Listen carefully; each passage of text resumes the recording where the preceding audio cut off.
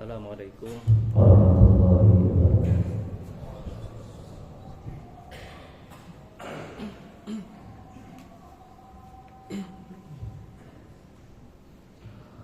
Allahu Akbar, Allahu Akbar, Allahu Akbar, Allahu Akbar. Asyhadu an la ilaha illallah.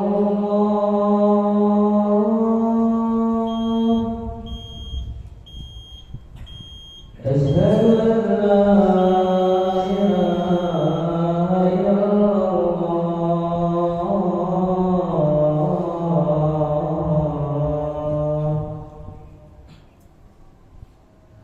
Asyhadu anna Muhammadar Rasulullah.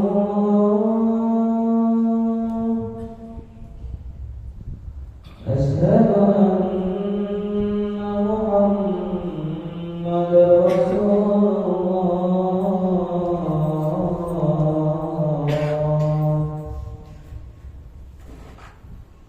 Hayya 'alas shalah,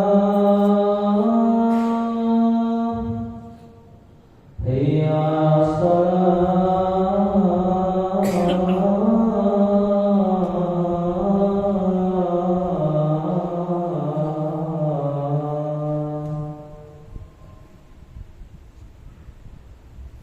hayya 'alal falah,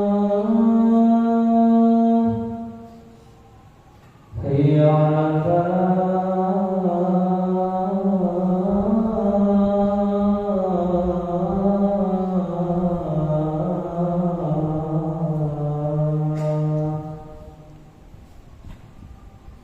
Allahu Akbar, Allahu Akbar. La ilaha illallah.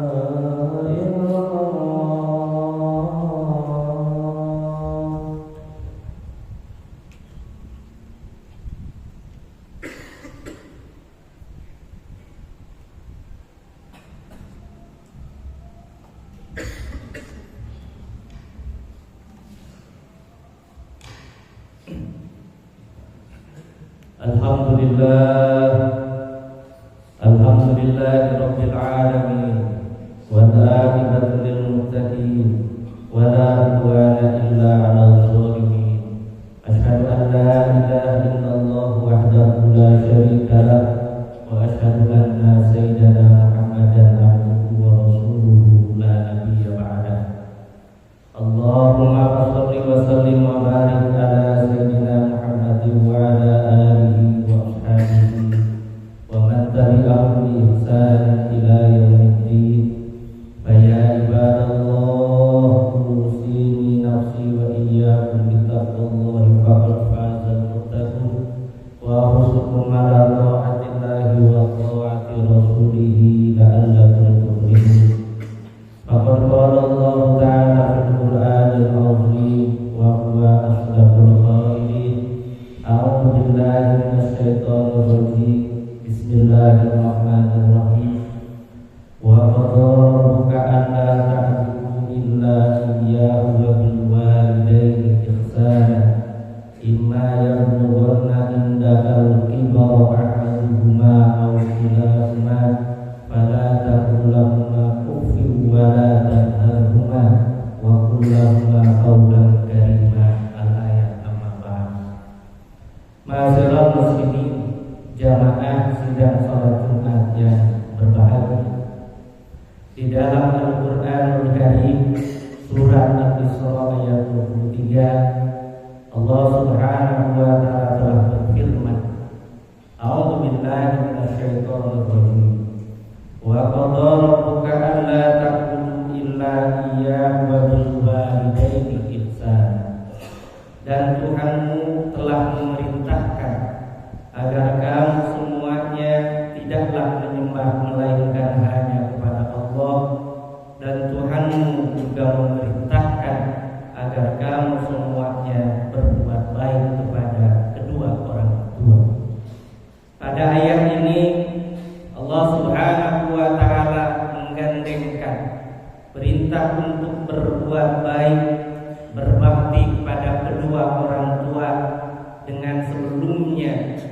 adanya perintah agar tidak menyembah melainkan hanya kepada Allah Subhanahu wa taala. Maka kemudian dalam satu keterangan hadis baginda Rasulullah sallallahu alaihi wasallam ketika beliau bersama dengan para sahabat, beliau bersabda, "Ala unabbiukum bi akbaril kabair." Wahai para sahabatku, maukah kalian aku beritahukan tentang induk dari segala dosa besar sampai 3 kali? Bala ya Rasulullah. Kemudian para sahabat menjawab, baik tentu wahai Rasulullah. Kemudian Rasulullah menjawab, al-isyraku billah wa uququl walidain, menyekutukan Allah dan durhaka kepada kedua orang tua. Dari sini kemudian kita menjadi paham bahwa keberadaan orang tua merupakan pintu dan jalur cepat seorang anak yang berbakti kepada kedua orang tuanya atau salah satunya untuk kelak dimasukkan oleh Allah ke dalam surga-Nya.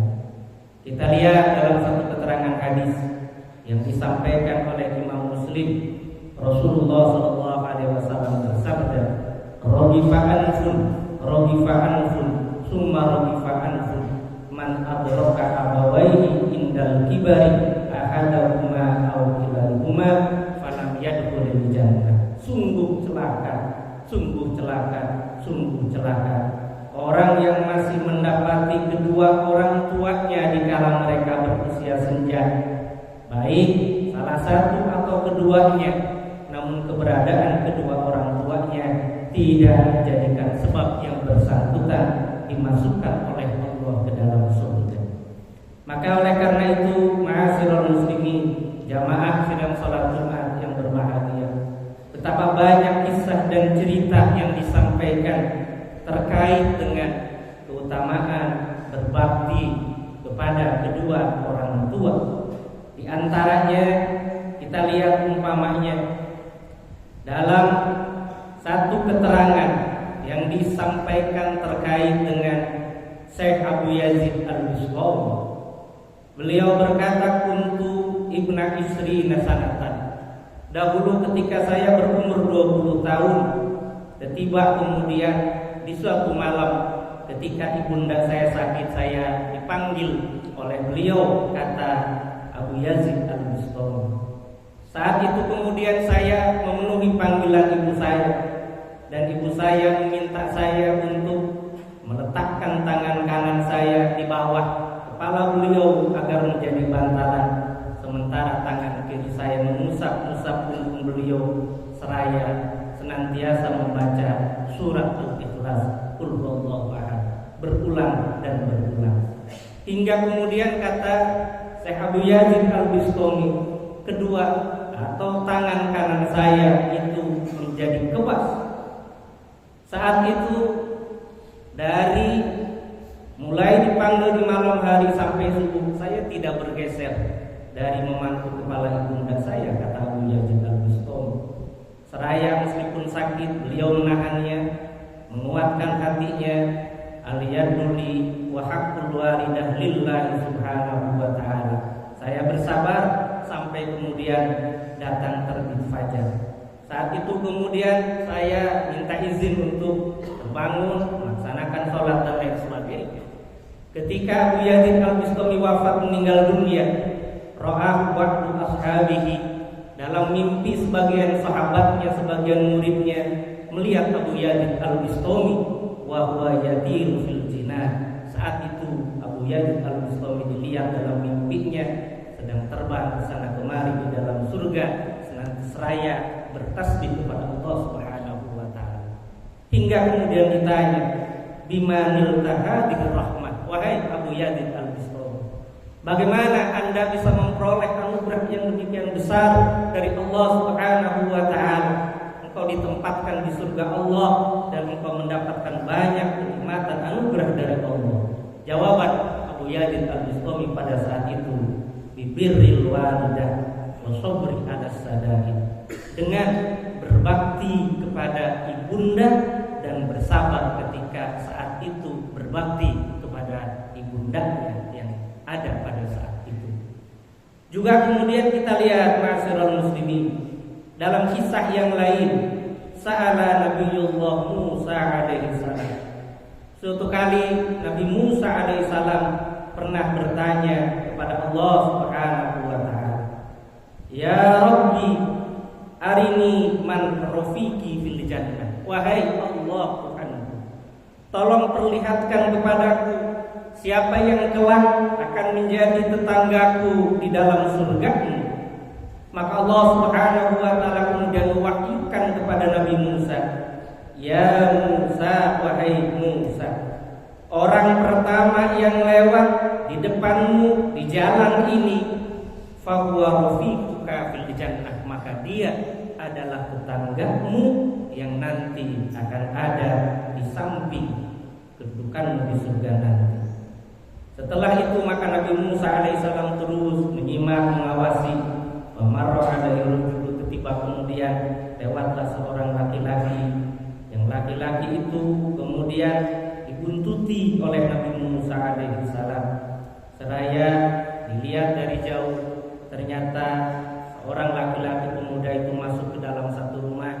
Di dalam rumah itu tampak terlihat yang bersangkutan membawa seorang perempuan yang sudah sepuh, kemudian diurus, dikasih makan dan lain sebagainya. Setelah keluar maka kemudian ditanya oleh Nabi Musa pemuda tersebut, "Siapakah orang itu, wahai anak muda?" Pemuda itu menjawab, "Beliau adalah ibunda saya. Beliau sakit, saya yang memberikan makannya, memberikan pakaiannya, dan saya yang merawatnya."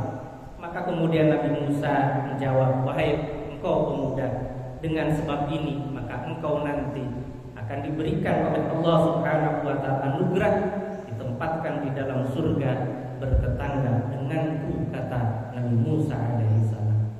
Oleh karena itu, ma'asyiral muslimin, jamaah sidang salat Jumat yang berbahagia, betapa banyak anugerah yang disiapkan oleh Allah Subhanahu wa taala kepada orang-orang yang berbakti, berkhidmat kepada kedua orang tuanya, baik orang tuanya dalam kondisi seorang ataupun sudah masih lengkap keduanya. Barakallahu li wa lakum fil Qur'anil azim wa nafa'ani wa iyyakum bima fihi minal ayati wal dzikril hakim. Aqulu qawli hadza wastaghfiru innahu huwal ghafurur rahim.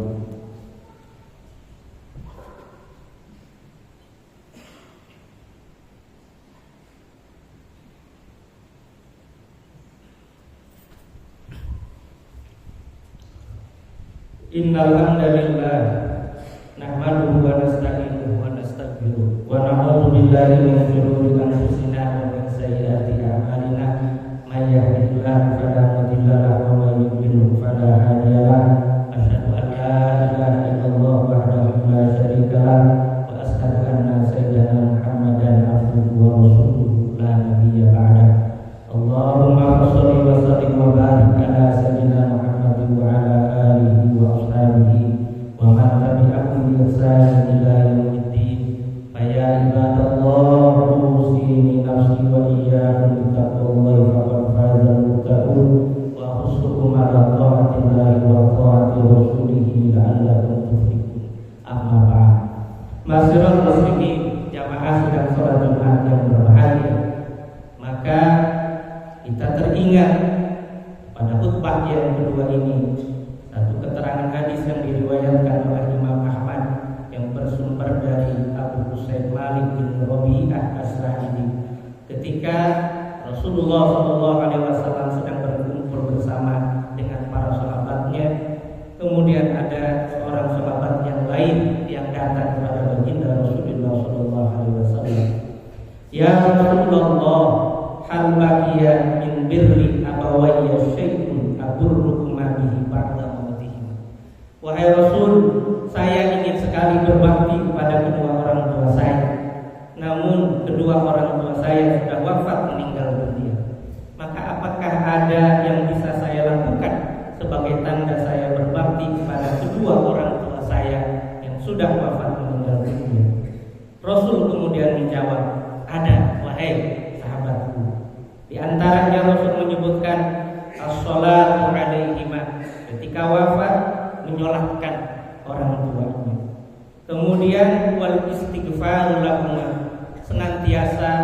membacakan istighfar untuk kedua orang tua yang sudah wafat. Bahkan yang masih hidup pun disebutkan man tarokat doa, barang siapa yang meninggalkan doa kepada kedua orang tuanya, maka hidupnya akan menjadi susah dan sempit. Kemudian kata Rasul yang ketiga, menunaikan janji kedua orang tuanya. Yang keempat, menyambungkan tali silaturahmi yang dahulu sudah dibangun oleh kedua orang tuanya. Kemudian yang kelima, memuliakan teman-teman kedua orang tuanya. Oleh karena itu, ma'asyiral muslimin, jamaah sedang sholat Jumat yang berbahagia, mudah-mudahan kita semuanya terkategori sebagai anak-anak yang bisa berbakti dengan baik kepada kedua orang tua, baik orang tua kita masih hidup ataupun yang sudah wafat meninggal dunia. Amin amin ya Allah ya rabbal alamin.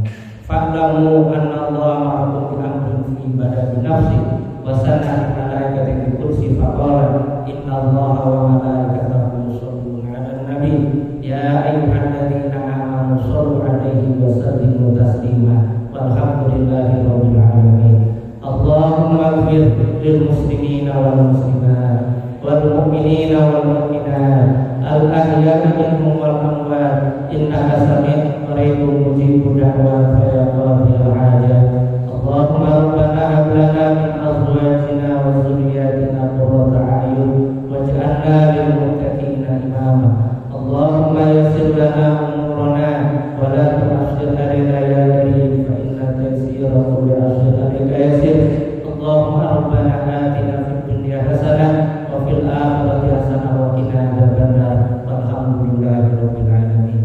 Ibadallah, innallaha ya'muru bil 'adli wal ihsan wa ita'i dzil qurba wa yanha 'anil fahsya'i wal munkari wal baghi ya'idukum la'allakum tadhakkarun. Fadhkurullaha al-'azima yadhkurkum was'aluhu min fadlihi yutikum wa la dzikrullahi